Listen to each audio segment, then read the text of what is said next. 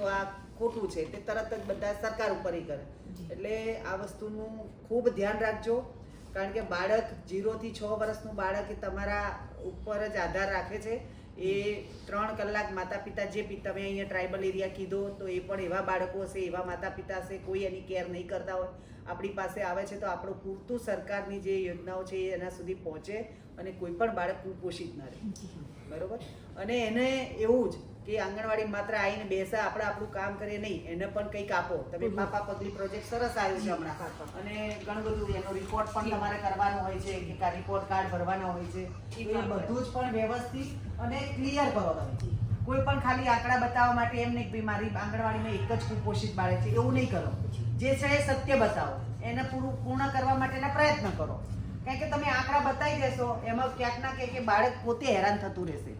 એટલે આપણે આ બધી જ વસ્તુ તમારી આંગણવાડીઓ આ વિભાગ ઉપર આધાર છે.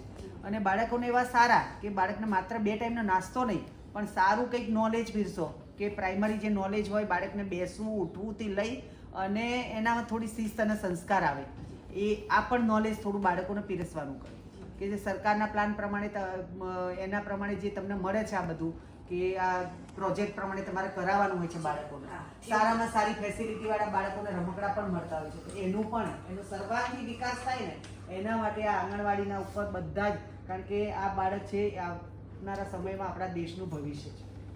અને સારા બાળકોનું બધું મળશે, પણ જે બાળકો આપણી પાસે આવે છે એને ક્યાંય આ પૂરતું નથી મળવાનું, તો આપણને જે મળે છે એના સુધી પહોંચે.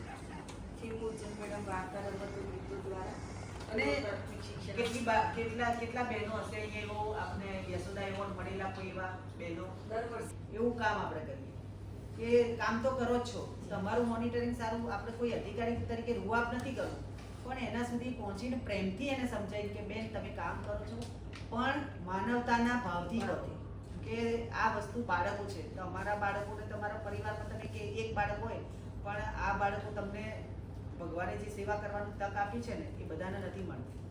એટલે આ વસ્તુ મનથી ને ભાવથી કરશો ને તો એમાં આપણે જે રિઝલ્ટ લાવવું છે ને એ 100% આપણા જિલ્લાને એમાં સપોર્ટ કરી શકીશું. તાલુકા લેવલે જ્યારે